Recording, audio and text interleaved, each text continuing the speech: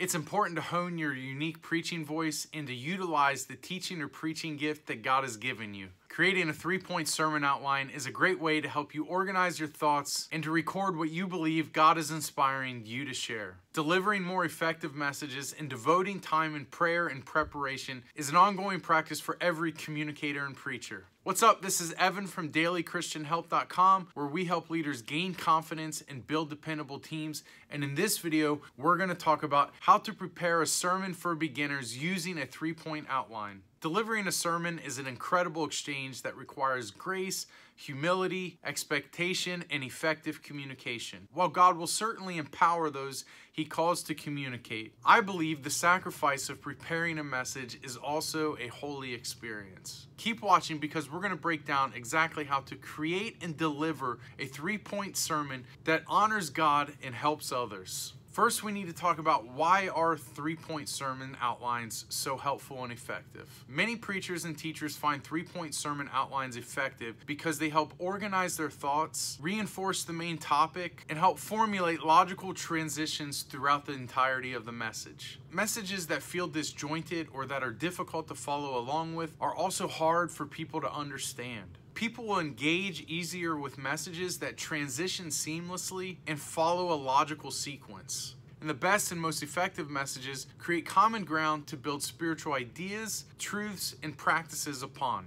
And yes, preaching and conviction are spiritual experiences. However, as communicators, we should do all that we can on this side of heaven to prepare the most effective and best messages that we possibly can. Writing, preparing, and practicing an outline will help you process, analyze, and better understand the message that you hope to share. We've all been there thinking a message is going to go one way, idealizing what's going to happen in our head, and it seemingly falls flat. Oftentimes, this can be traced back to the amount of preparation and time we invested into actually internalizing and understanding the message that we had opportunity to deliver. People appreciate well-organized messages and can quickly recognize when preparation is lacking. So let's talk about how to prepare a sermon and to structure a 3-point sermon outline. To create the structure for your 3 points, you must first identify a main topic, formulate the 3 supporting points to validate your topic, and conclude with a relevant call to action.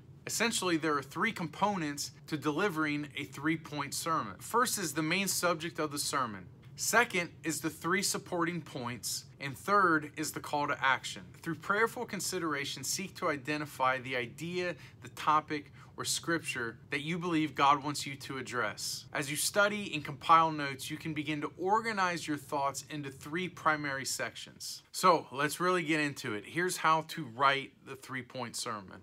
The most compelling messages follow the basic structure of the introduction, the body, and the conclusion. While this may seem pretty simple, it can be challenging to ensure that each part flows seamlessly together and is interesting enough to keep your audience's attention. So to tie these things together, think of it this way. The introduction shares the main subject of the sermon, the body is the 3 supporting points, and the conclusion is the call to action. The most crucial part of delivering an effective message, and in this case, a 3-point sermon, is to understand each section and how they each should function. In other words, the introduction is your opportunity to introduce the topic and to grab your audience's attention. The body is where you will present your evidence, stories, and arguments. And the conclusion should tie everything together and evoke a response. Let's look at a basic outline to help you visualize how you can structure your next message. Related to the topic that we're discussing now, the title in this example is How to Share Sermons That People Stop Ignoring. And the overall topic or subject that I want to present is the value of using a 3-point outline. Now, I also want to think through why should people care? Well, because I believe people will engage and respond more to clear, organized, easy to understand, and compelling communication. So I would use the introduction to capture engagement and to establish common ground around the idea that delivering more effective messages is essential. And for you, as you prepare your messages, there are several ways that you can hook your audience or congregation into engaging with the message that you believe is so important. Within your introduction, you can use a relevant story, ask thought-provoking questions, illuminate a problem that's relevant to those that are listening, or highlight a pain point that is common and that everyone can relate to. The goal is to spark an immediate interest and to indicate that what you're about to share can help alleviate the problem, provide solutions, and offer guidance towards a better outcome. So that's what you want to build within the introduction.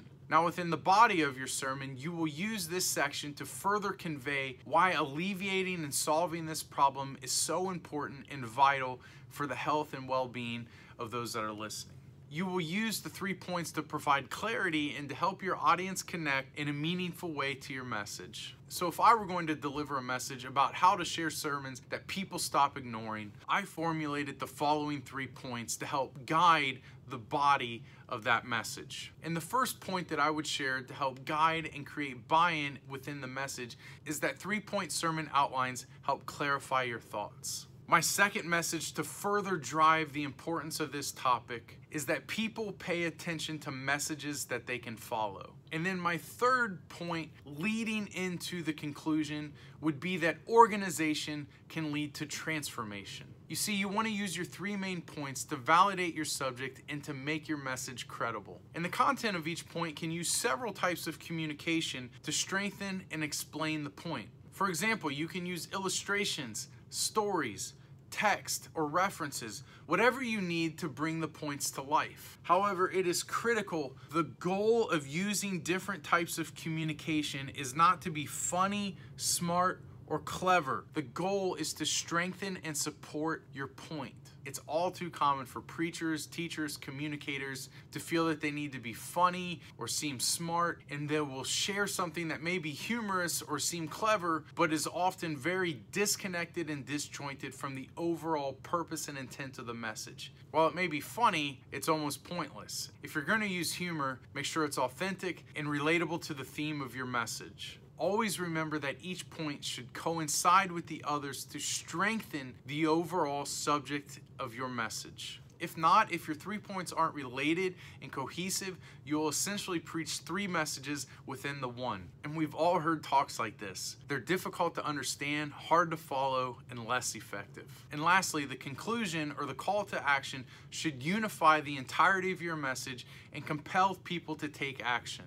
There are several questions that you can ask and pray to consider the best way to end your next sermon. Asking questions like these can help you further understand the heartbeat of something that God may be wanting to do through your next message. What response do you believe is appropriate? What next step can someone take to apply the message? What is one thing someone can do to foster relevant change? These types of questions can help steer your conclusion and provide clarity for the call to action that you'll invite people to take. And then invite people to respond and leave the rest to the Holy Spirit. Unless God further prompts you, prolonging the message is entirely unnecessary. Writing and delivering a 3-point sermon outline can help you and your congregation engage with the message in powerful ways. Developing the 3 main points based on the main subject of your sermon and concluding with a clear call to action is an effective method of preaching. However, remember, there are no set rules to preaching, and feel free to mix it up and continue practicing and seeking God to help you further hone your unique preaching voice and the gift that He's placed within inside of you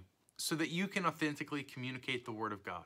But if you get stuck, use the tips in this video to help ensure that your message is cohesive and helps those listening move towards transformation, growth, and deeper discipleship. For more preaching help, be sure to check out the sermon preparation checklist in the link in the description. Let me know in the comments if this was helpful to you and which tips you believe are most effective. Don't forget to hit the like button and be sure to subscribe. Thanks again for watching. This is Evan from dailychristianhelp.com, and we'll see you on the next one.